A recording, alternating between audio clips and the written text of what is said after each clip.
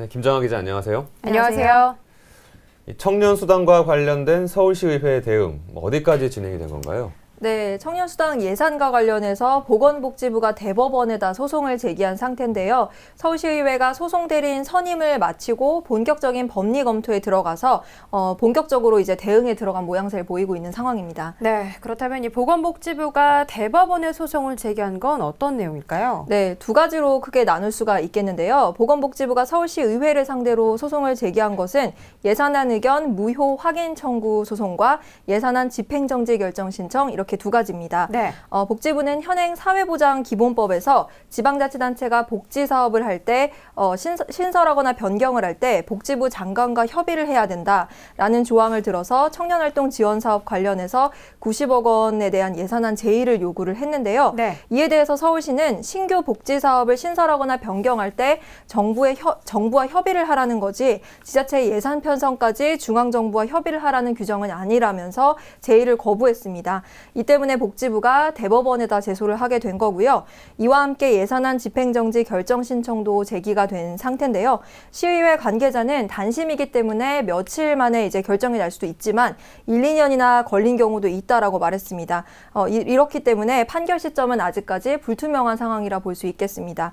또 한편 서울시는 소송의 보조로 참가할 예정이라고 합니다.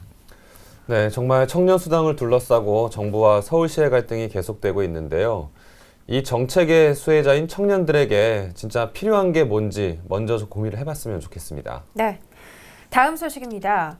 전국이 꽁꽁 얼어붙은 강추위가 계속되고 있습니다. 주말에는 더 추워진다는데요. 네. 특히나 이 수도 계량기가 동파되지 않도록 주의가 더 필요할 것 같습니다. 네, 맞습니다. 모레인 일요일에는 최저기온이 영하 17도까지 떨어진다라고 기상청이 예보를 했는데요. 네. 이에 따라서 서울시는 수도 계량기 동파 예보를 경계에서 심각 단계로 격상할 예정이라고 밝혔습니다. 동파 심각 단계라는 것은 최저기온이 영하 15도 아래로 내려갈 때 발령이 되는 겁니다.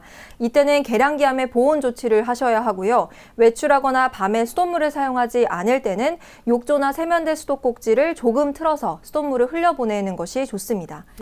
네, 평상시에는 기상청 예보가 좀 맞았으면 했는데 네. 이번에는 좀 안 맞았으면 하는 생각도 듭니다. 그러네요. 너무 추울 것 같은데요. 네. 이렇게 기온이 많이 떨어졌을 때 보온 조치를 하지 않으면 실제로 동파로 이어지는 사고가 많죠. 네, 실제로 거의 대부분 그렇다고 보시면 되겠는데요. 네. 지난해 11월 15일부터 오늘 오전 5시까지 집계된 동파 사고가 총 951건입니다. 많네요. 이 중에서 77%인 743건이 모두 보온을 충분히 하지 않아서 발생한 동파 사고라고 보시면 되겠고요. 특히 주말 같은 경우에 문을 닫는 상가들이 많은데 이럴 때 오랫동안 수돗물을 사용하지 않아서 동파가 발생할 위험이 높아지기 때문에 주의가 필요하겠습니다.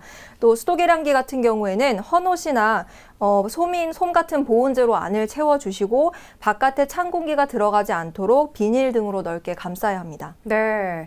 날씨가 이렇게 많이 추워진 이상 좀 귀찮으시더라도 보온 조치 꼭 취하셔야겠습니다. 네. 그렇다면 계량기가 얼었을 때 많이들 맞닥뜨리는 상황이실 텐데 어떻게 처리하면 좋을까요? 네, 보통은 계량기를 녹이려고 헤어드라이기를 갖다가 사용하시는 분들이 계신데요. 네. 불이 날 위험이 있기 때문에 절대 그렇게 하시면 안 된다라는 점 말씀드리고 싶고요. 네. 50도에서 한 60도 정도의 미지근한 따뜻한 물수건으로 골고루 녹여주는 게 좋다고 합니다.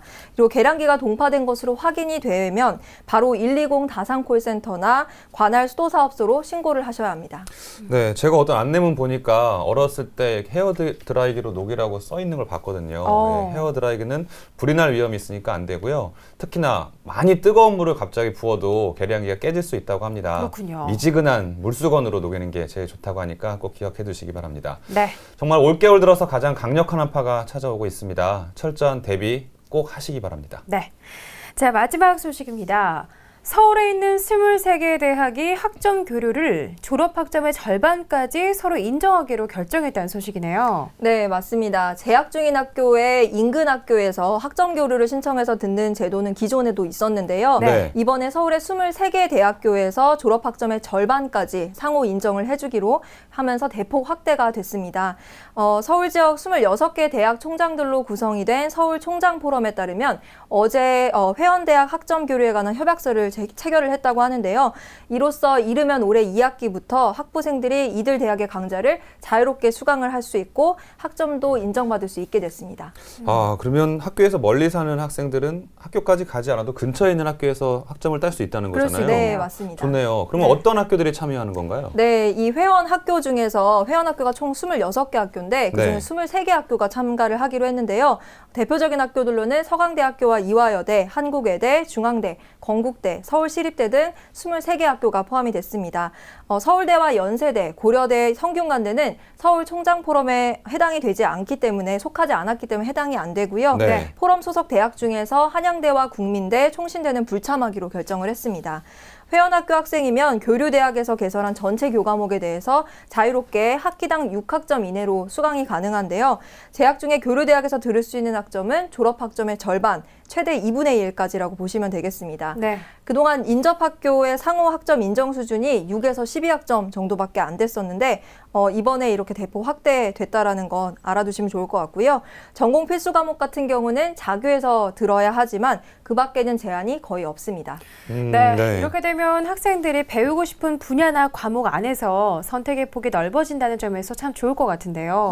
네. 맞습니다. 하지만 일각에서는 기존에도 이미 인기 과목 같은 경우에는 학교 안에 그 본교 안에 있는 학생들조차도 신청이 어려운 상황인데 그랬죠. 네. 과연 타교생들이 와서 들을 수 있겠느냐라는 회의적인 목소리도 나오고 있는데요. 그렇겠네요. 이에 대해서 포럼 측은 인기 강좌 같은 경우에는 대학마다 이제 타교생은 좀 제한적으로 받아들이던가 아니면은 정원을 약간 늘리는 식으로 충원하도록 하겠다라고 밝혔습니다.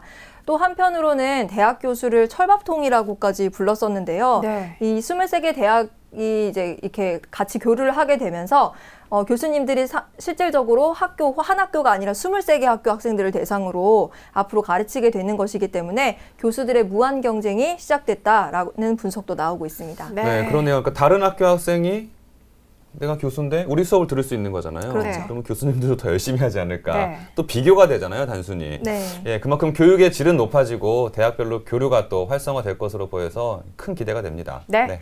지금까지 김정아 기자와 수도권 이슈 브리핑 함께했습니다. 김정아 기자 고맙습니다. 고맙습니다. 고맙습니다.